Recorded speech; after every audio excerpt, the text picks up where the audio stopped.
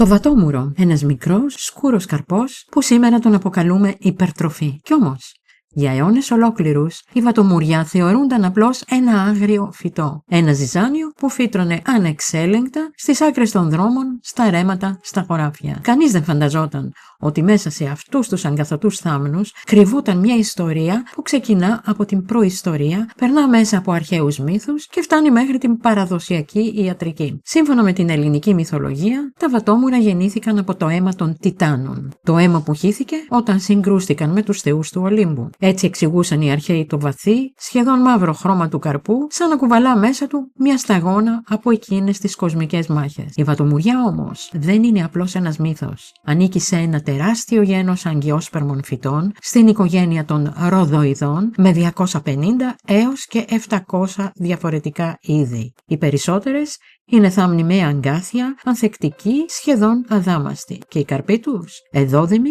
με χρώματα που αλλάζουν από είδος σε είδος, από κόκκινο σε μοβ, μέχρι το χαρακτηριστικό βαθύ μαύρο. Τα βατόμουρα τρώγονται ομά, αλλά η χρήση τους δεν σταματά εκεί. Γίνονται μαρμελάδα, ξύδι, κρασί, ακόμη και ρακί, όταν επεξεργαστούν σωστά. Χρησιμοποιούνται στη ζαχαροπλαστική, στη μαγειρική και κάτι που πολλοί δεν γνωρίζουν, δίνουν άρωμα και γεύση σε φάρμακα για παιδιά. Οι αρχαίοι Έλληνες γνώριζαν καλά τη δύναμή τους. Ο Θεόφραστος και ο Διοσκουρίδης μιλούν εκτενώς για τις θεραπευτικές ιδιότητες του φυτού, για τις ρίζες, τα φύλλα, τους καρπούς, για τη χρήση τους σε φλεγμονές, στομαχικά προβλήματα, πληγές και λοιμώξεις. Και έτσι, ένας καρπός που κάποτε τον έβλεπαν ως άγριο βάτο, σήμερα αναγνωρίζεται ως μία από τις πιο ισχυρές φυσικές υπερτροφές.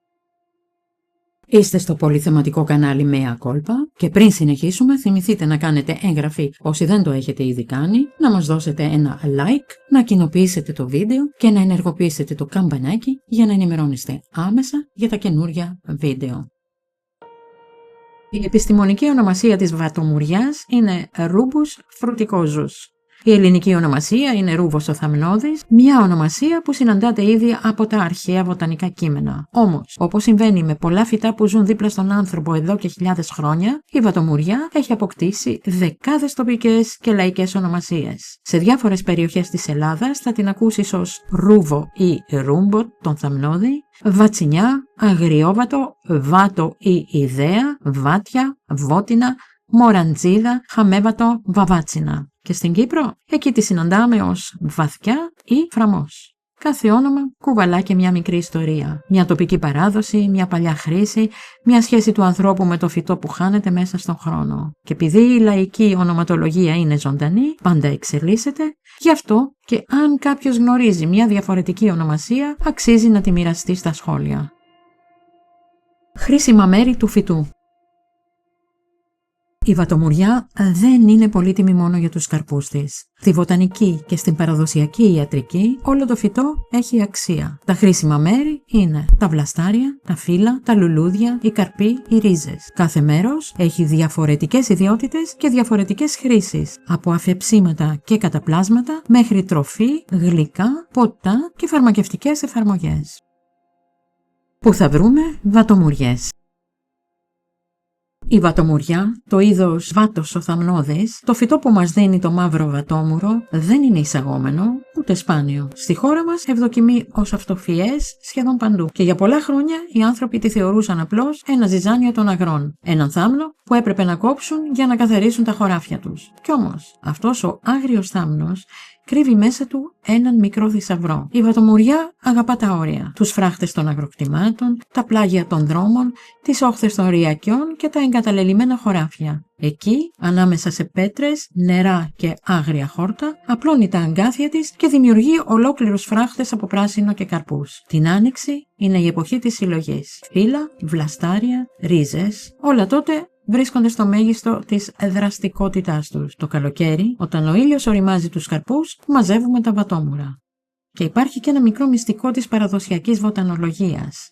Τα μπουμπούκια της βατομουριάς. Αν τα μαζέψουμε την άνοιξη και τα βάλουμε σε ένα γυάλινο βάζο, αφήνοντάς τα στον ήλιο, θα αρχίσουν να βγάζουν ένα χυμό παχύ σχεδόν σαν σιρόπι. Αυτό το φυσικό εκχύλισμα χρησιμοποιούνταν παλιά για τις πληγές, γιατί δρά ως παυσίπονο και βοηθά στην επούλωση. Και όχι μόνο αυτό, με το ίδιο σιρόπι έκαναν γαργάρες για τον επίμονο ξερόβιχα, την κοινάγχη και άλλους ερεθισμούς του λαιμού. Ένα φυτό που κάποτε το έβλεπαν ως βάσανο, αποδεικνύεται πως ήταν ένα μικρό φαρμακείο της φύσης.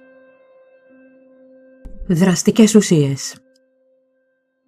Η δύναμη του φυτού κρύβεται στη χημική του σύσταση. Στα φύλλα, στους καρπούς, στις ρίζες και στα βλαστάρια βρίσκουμε κιτρικό οξύ, μυλικό οξύ, ηλεκτρικό οξύ, οξαλικό οξύ, γαλακτικά οξέα, τανίνη, πικτίνη, ιμβερτοσάκχαρο, ινοσίνη. Ο συνδυασμός αυτών των ουσιών εξηγεί γιατί η βατομουριά χρησιμοποιήθηκε επί αιώνες στην παραδοσιακή ιατρική για πληγές, φλεγμονές, στομαχικά προβλήματα, ακόμη και για στοματικές πλύσεις. Ιδιότητες και ενδείξεις της βατομουριάς στη λαϊκή παράδοση. Στη λαϊκή φαρμακευτική, η βατομουριά δεν ήταν απλώς ένα φυτό της υπαίθρου. Ήταν ένα μικρό πολυεργαλείο της φύσης. Τα φύλλα, τα τρυφερά κλαδιά και τα μπουμπούκια της χρησιμοποιούνταν για γαργάρες, συχνά με λίγο μέλι, σε περιπτώσεις πονόλεμου, στοματίτιδας, φαρυγγίτιδας, ουλίτιδας, αφθών, ακόμη και πονόδοντου. Οι παλιοί πίστευαν πως το φυτό καθαρίζει και ηρεμεί το στόμα και τον λαιμό. Στη λαϊκή παράδοση θεωρούνταν επίσης αντιδιαβητικό. Η στυπτική του δράση το έκανε χρήσιμο σε διάρειες και δυσεντερία, γι' αυτό και το σιρόπι του μέχρι και σήμερα πωλείται στα φαρμακεία για τέτοιες χρήσεις. Η αιμοστατική του ιδιότητα το έκανε πολύτιμο σε περιπτώσεις μητροραγιών. Και υπήρχε μια παλιά δοξασία ότι το αφέψιμα των φύλων βοηθά στη διευκόλυνση του τοκετού αν η έγκυος έπινε ένα φλιτζάνι την ημέρα από τον τρίτο ή τον έκτο μήνα. Παράλληλα, θεωρούνταν και εμμηναγωγικό, βοηθώντας στη ρύθμιση του κύκλου. Η βατομουριά είχε θέση και σε προβλήματα του ουροποιητικού. Με τη διουρητική της δράση χρησιμοποιούνταν σε περιπτώσεις ολιγουρίας, πέτρα στα νεφρά, αλλά και σε αρθριτικά ή ρευματισμούς, όπου πίστευαν ότι βοηθά στην αποβολή υγρών και τοξινών. Το αφέψιμα των φύλων το χρησιμοποιούσαν ακόμη για τις αιμορροίδες, αλλά και για δυσπεψίες, ξυνήλες και φλόγωση του στομαχιού. Στη λαϊκή παράδοση θεωρούνταν αντιφλογιστικό και το έπιναν οι έγκυες για να ηρεμήσει το σώμα και να αποφύγουν αποβολή, ενώ οι λεχόνες το χρησιμοποιούσαν για να αυξηθεί το γάλα. Τέλος, η βατομουριά είχε τη φήμη του τονωτικού φυτού. Τη χρησιμοποιούσαν σε ανεμία και πίστευαν ότι βοηθά σε περιπτώσεις χαμηλής πίεσης, λειτουργώντας ως ήπιο υποτασικό. Έτσι, ένα φυτό που κάποτε το έβλεπαν ως βάτο, που έπρεπε να ξεριζωθεί, στην πραγματικότητα αποτελούσε έναν ολόκληρο φαρμακευτικό κόσμο κρυμμένο μέσα στα αγκάθια του. Χρήση της βατομουριάς στη λαϊκή παράδοση. Η βατομουριά είναι ένα φυτό με μακρά παράδοση στη λαϊκή βοτανοθεραπεία και σχεδόν κάθε μέρος της έχει τη δική του χρήση. Ξεκινώντας από τα φύλλα και τους βλαστούς της, μπορούμε να παρασκευάσουμε ένα αφέψιμα χρησιμοποιώντας περίπου 25 γραμμάρια σε 1 λίτρο νερό. Το ρόφημα αυτό χρησιμοποιείται για γαργάρες σε περιπτώσεις ουλίτιδας και κοινάγχης, αλλά και για το ξέπλυμα πληγών, καθώς βοηθά στην επούλωσή τους. Παραδοσιακά έχει χρησιμοποιηθεί και για κολπικές εγχύσεις σε περιπτώσεις λευκόριας. Αν τώρα βράσουμε περίπου 20 κορυφές βατομουριάς σε 1 λίτρο νερό μέχρι να μείνει το μισό και αφού το σουρώσουμε καλά με λεπτό τουλπάνι, το αφέψιμα αυτό δίνεται σε ποσότητα από μισό κρασοπότηρο πρωί και βράδυ. Χρησιμοποιείται ως εμμηναγωγικό σε περιπτώσεις μητροραγίας και δυσμηνόριας, αλλά και σε άτομα που υποφέρουν από πέτρες στα νεφρά, αρθριτικά ή τραυματισμούς.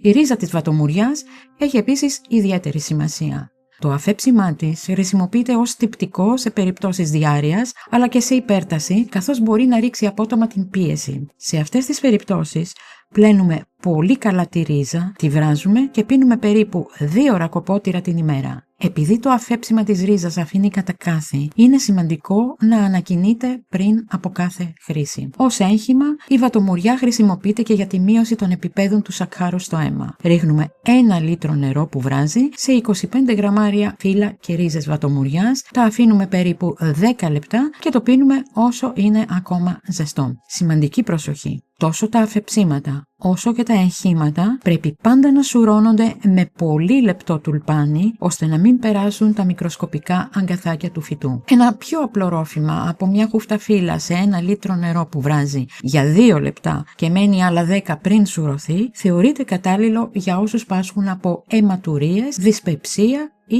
διαβήτη. Για τον διαβήτη, ο γιατρός Jean Valnet συνιστά 30 έως 50 σταγόνες υγρού εκχυλίσματος βατομουριάς πριν από κάθε γεύμα. Αντιδιαβητικές ιδιότητες αποδίδονται και σε άλλα φυτά, όπως το αγριμόνιο, ο ευκάλυπτος, η καρυδιά και η ελιά, τα οποία μπορούν να συνδυαστούν με τη βατομουριά. Όσοι δεν είναι διαβητικοί μπορούν να γλυκαίνουν τη στιφή γεύση των φύλλων και των βλασταριών με λίγο μέλι. Την άνοιξη, από τα μπουμπούκια των βατόμουρων, μπορούμε να φτιάξουμε ένα παραδοσιακό σιρόπι που βοηθά στην επούλωση των πληγών και μειώνει τον πόνο. Απλώς τα τοποθετούμε σε ένα μπουκάλι και τα αφήνουμε στον ήλιο. Για σιρόπι κατά της διάρειας βράζουμε 7 μέρη χυμό από φρέσκα βατόμουρα με 10 μέρη καφέ ζάχαρη μέχρι να δέσει και να γίνει σιρόπι. Τέλος, οι ίδιοι οι καρποί, τα βατόμουρα, είναι δροσιστικοί, εύπεπτοι, καταπραϊντικοί και στιπτικοί και αποτελούν έναν από τους πιο πολύτιμους καρπούς της φύσης.